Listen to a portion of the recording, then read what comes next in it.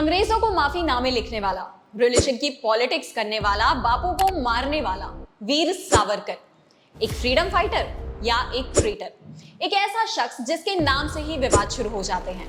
इतिहास से लेकर आज तक जब जब इस शख्स का नाम लिया गया है, कोई ना कोई विवाद उठकर सामने आ जाता है। अब एक बार फिर ये नाम चर्चाओं में है, लेकिन क्यों? 28 मई सावरकर का जन्मदिन, या यूं भी कह लीजिए कि किसी कंट्रोवर्सी का जन्म हुआ था। 28 मई 2023 की ही बात कर लीजिए, जब प्रधानमंत्री नरेंद्र मोदी जी के हाथों नए संसद भवन का उद्घाटन हुआ और साथ ही जन्म ली एक नई कंट्रोवर्सी, हिंदू राष्ट्र बनाने का विवाद। और विवादों की कड़ी यही नहीं रुकती है। सेम डेट पे रणदीप हुड्डा स्टारर स्वतंत्र वीर सावरकर मूवी का पोस्टर रिलीज किया गया और फिर वही पुराने विवाद एक बार सामने आ जाते हैं। इस वीडियो में सबसे पहले हम बात करते हैं उन विवादास्पद मुद्दों की। शख्सियत 1, मुद्दे 3। सबसे पहला, अंग्रेजों को माफीनामा लिखना। दूसरा, स्वतंत्रता संग्राम में हिंदुत्व के नाम पर विभाजन करना। और तीसरा, बापू की हत्या में शामिल होना। अक्सर ही हमने पॉलिटिकल डिबेट्स में, न्यूज़पेपर के आर्टिकल्स में सावरकर पर क्रिटिकल कमेंट्स सुने हैं, लेकिन इस वीडियो में हम सावरकर के जीवन से जुड़े हर पहलू पर नजर डालेंगे। फिर फैसला आपके हाथ में होगा कि सावरकर थे कौन, एक स्वतंत्रता सेनानी या एक गद्दार। सबसे पहले इतिहास के पन्नों को पलटते हुए हम इनके बारे में जानते हैं। 28 मई 1883 में एक मराठी हिंदू ब्राह्मण फैमिली में जन्मे। बचपन से ही हिंदुत्व की भावना से भरपूर और क्रांतिकारी स्वभाव के थे विनायक दामोदर सावरकर। महज 12 साल की उम्र में इनकी बहादुरी के चर्चे हर जगह होने लगे, जब अपने गांव में हो रहे हिंदू मुस्लिम दंगों को इन्होंने लीड किया था। फिर 1903 में अपने भाई के साथ मिलकर एक सीक्रेट रिवॉल्यूशनरी सोसाइटी का भी गठन किया, मित्र मेला के नाम से, जिसे बाद में अभिनव भारत सोसाइटी के नाम से जाना गया। इनके गुरु थे लोकमान्य तिलक और इनकी सहायता से इन्होंने लंदन में लॉ की पढ़ाई के लिए एडमिशन लिया था स्कॉलरशिप बेसिस पर। लंदन में इनके ताल्लुकात India house, free India society के साथ रहे। यहीं रहकर उन्होंने अपनी किताब the first war of independence publish की। 1857 की क्रांति को एक म्यूटिनी नहीं बल्कि फर्स्ट वॉर ऑफ इंडिपेंडेंस कहने वाले ये पहले इतिहासकार थे। और इस किताब में शायद कुछ ऐसी बातें थी जो भारतीयों की भावना को अंग्रेजों के खिलाफ भड़का सकती थी, और इसीलिए अंग्रेजों ने इस किताब को बैन कर दिया था।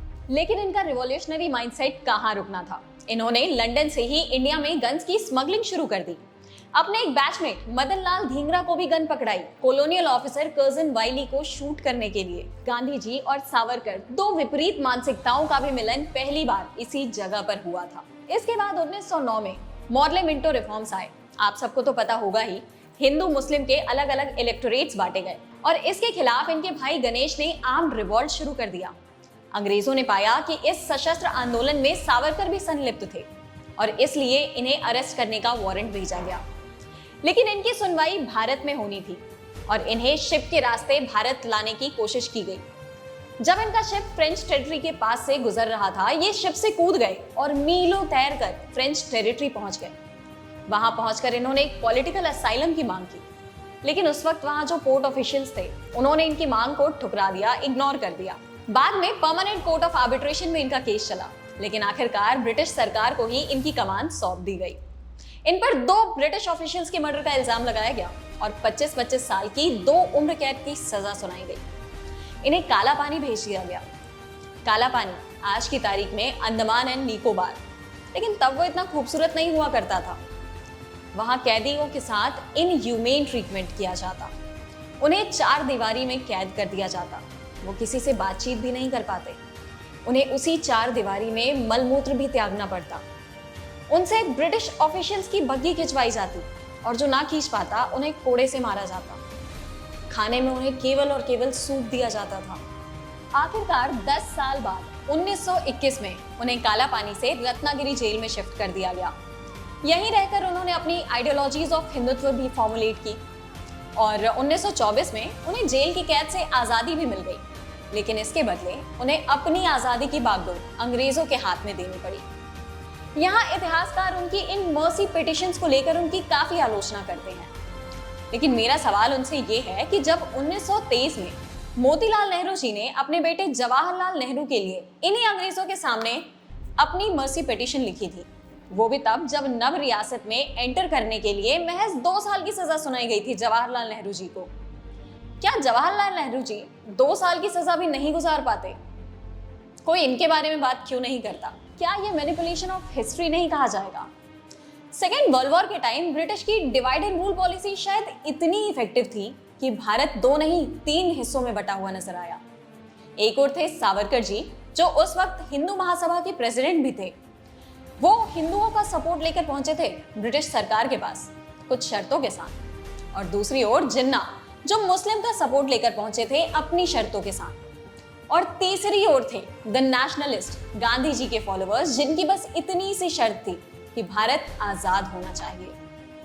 यहां सावरकर एक फ्रीडम फाइटर नहीं बल्कि पॉलिटिक्स के नाम पर सबको विभाजित करते हुए नजर आए। अब आते हैं गांधी जी के मर्डर मिस्ट्री पे। बापू की हत्या में सावरकर की इन्वॉल्वमेंट पर ऐसा कहा जाता है कि गोडसे ने बापू की हत्या से पहले सावरकर से मुलाकात की थी। तो क्या सावरकर को पहले से पता था आगे जो होने वाला है? लेकिन कोर्ट प्रोसीडिंग्स में ऐसा कुछ भी साबित नहीं किया जा सका। हाँ, गोडसे ने मुलाकात की थी सावरकर से, लेकिन हत्या की साजिश में सावरकर भी संलिप्त थे, ये प्रूव नहीं किया जा सका। तो क्या ये सारे इल्जाम बेबुनियाद थे या तत्कालीन सरकार की कोई साजिश? जिस सावरकर ने भारत की आजादी की लड़ाई ना सिर्फ भारत में रहकर बल्कि लंदन, फ्रांस तक लड़ी, जिस सावरकर ने फर्स्ट वॉर ऑफ इंडिपेंडेंस को मान्यता दी, जिस सावरकर ने कैद में रहकर लेख को ही अपना हथियार बना लिया, क्या वो सावरकर गद्दार है? आप विनायक दामोदर सावरकर को कैसे देखते हैं? हमें बताएं कमेंट्स में, और आपको हमारा ये कंटेंट कैसा लगा ये भी जरूर बताएं। वीडियो को लाइक करना ना भूलें और चैनल को भी सब्सक्राइब कर ले खास अपडेट्स के लिए।